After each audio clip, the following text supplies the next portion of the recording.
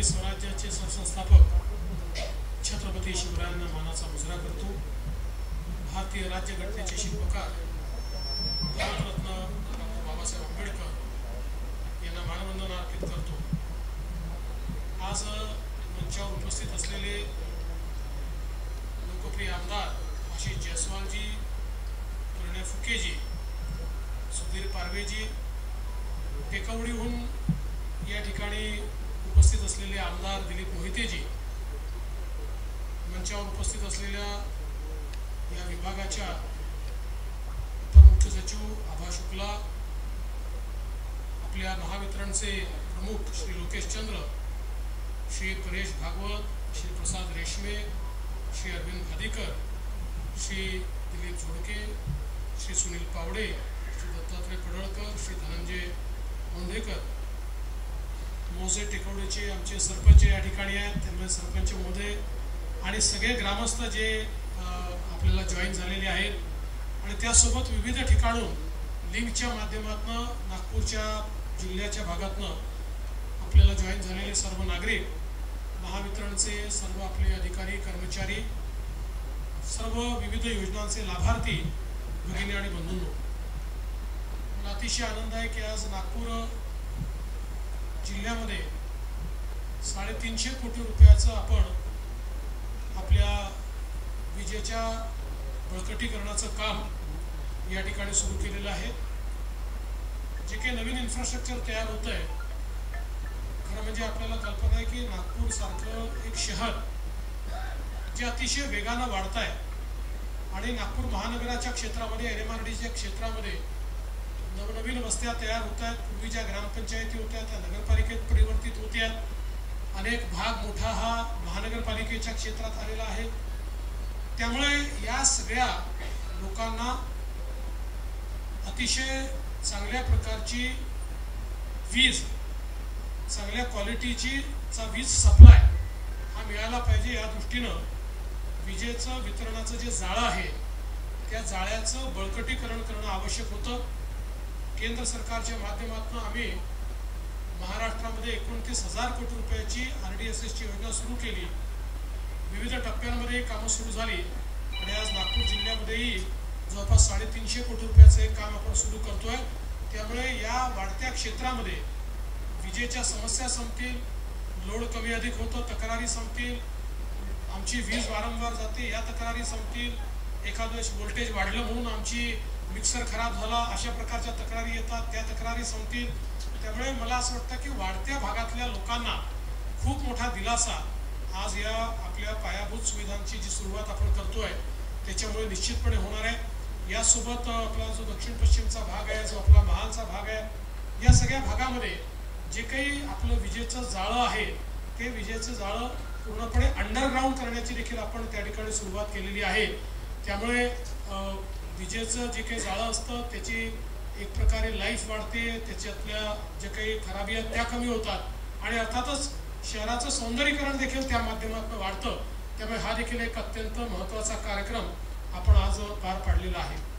मला एका गोष्टीचा आनंद आहे की 2.5 वर्षापूर्वी राज्याचा उपमुख्यमंत्री म्हणून आणि ऊर्जा मंत्री म्हणून या ठिकाणी मी कारभार सांभाळला आणि गेल्या 2.5 वर्षामध्ये आम्ही या विभागाच्या माध्यमातून अतिशय ऐतिहासिक निर्णय घेतलेले आहेत। या ठिकाणी आमचे अधिकारी आभा शुक्ला असतील, लोकेश चंद्र असतील किंवा आमचे जे सगळे वरिष्ठ अधिकारी आहेत त्यांचे आम्ही स्वागत केलेले, रेशमेजी असतील, सगळेच आमचे अधिकारी असतील, या सगळ्यांचं मी याकरता मनापासून अभिनंदन करतो की आपण स्वातंत्र्यानंतर आजपर्यंत जे काही काम केलं जवळपास त्याच क्षमतेचं काम गेल्या 2.5 वर्षामध्ये आपण केलेलं आहे। म्हणजे आज मगाशी लोकेश चंद्र सांगत होते की आज आपली स्थापित क्षमता जी आहे ही 40,000 मेगावॅटची आहे।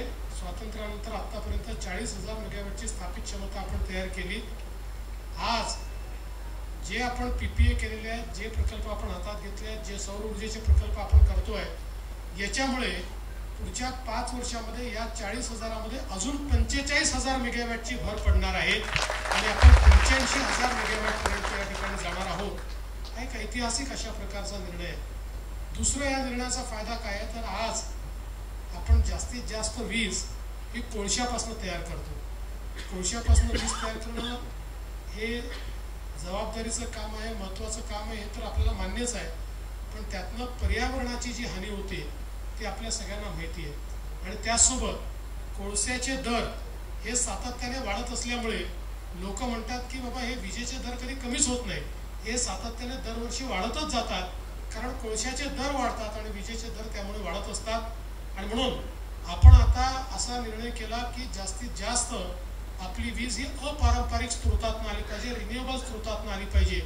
आणि आज 16% वीज आपली फक्त अपारंपरिक स्रोतातून येते, पण 2030 साली 54% आपली वीज ही अपारंपरिक स्रोतातून येईल.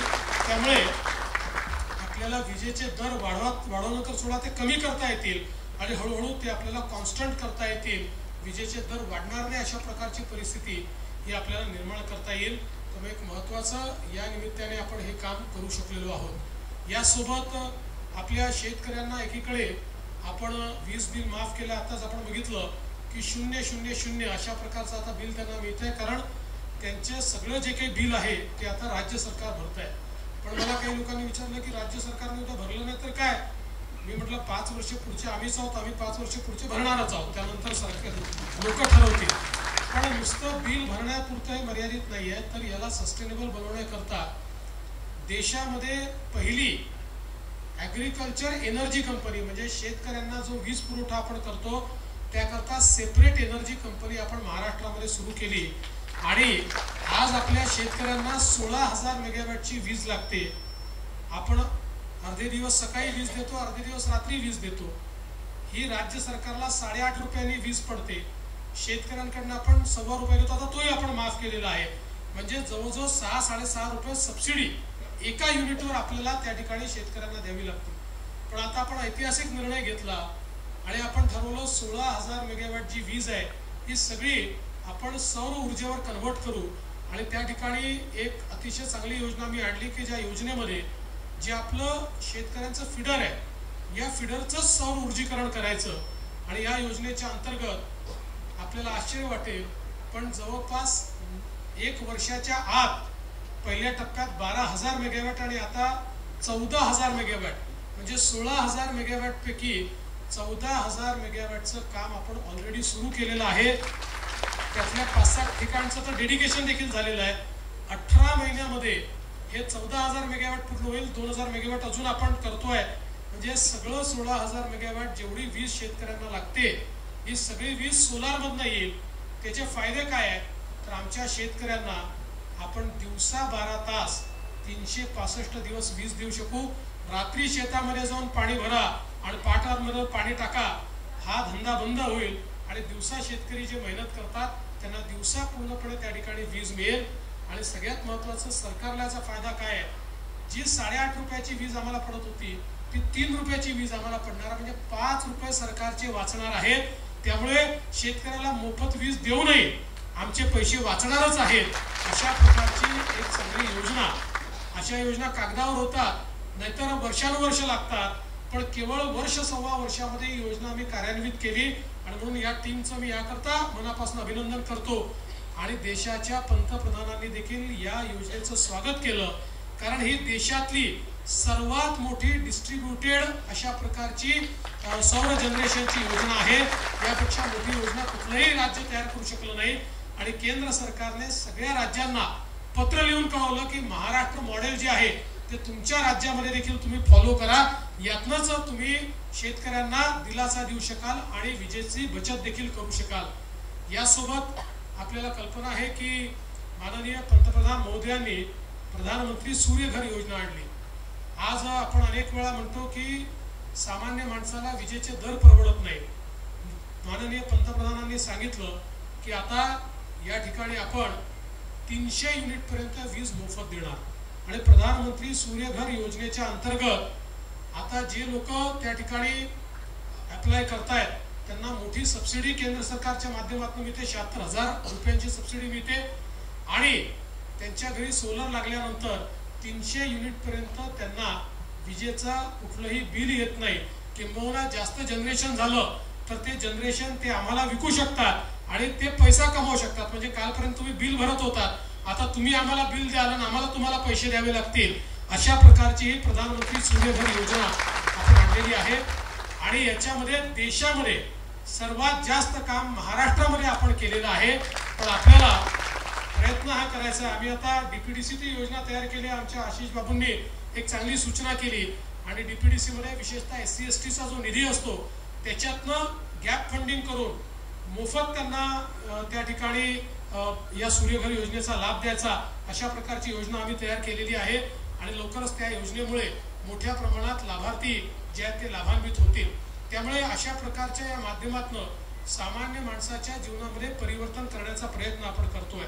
आपल्याला मला सांगितलं पाहिजे की एकीकडे शेतकऱ्यांचं बिल रद्द केलं, आपण फिडरचं सौर ऊर्जितीकरण करतोय, त्यासोबत मागेल त्याला सौर कृषी पंपाची योजना आपण आणली आणि या योजनेच्या अंतर्गत सौर कृषी पंपाकरता जो काही खर्च येतो त्याच्यात 10% केवळ लाभार्थ्यांकडून घेतो, 90% पैसा आपण देतो।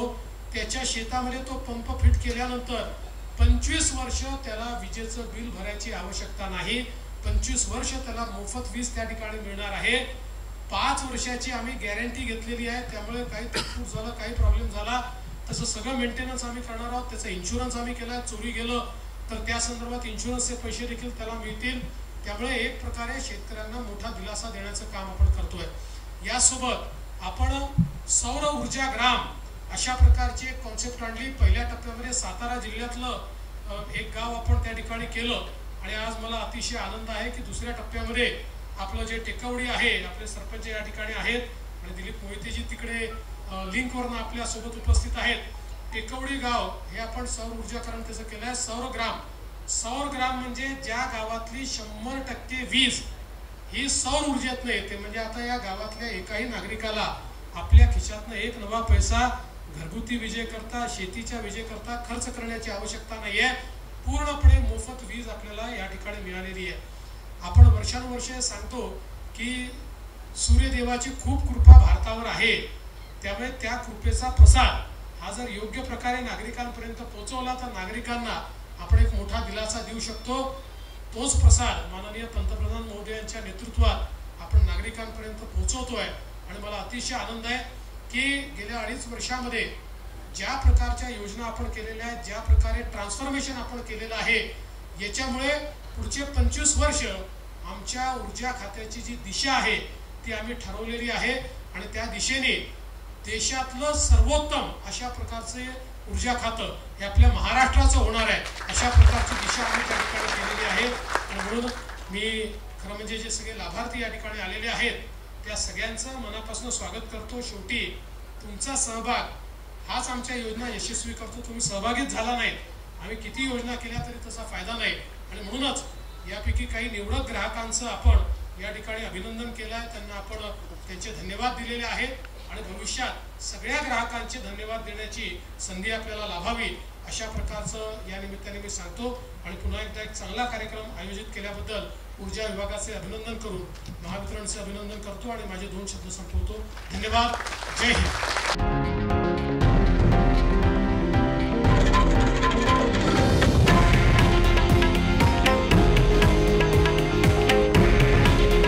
हे आहे देशातील नंबर 1 न्यूज नेटवर्क आणि आपण पाहत आहात TV9 मराठी।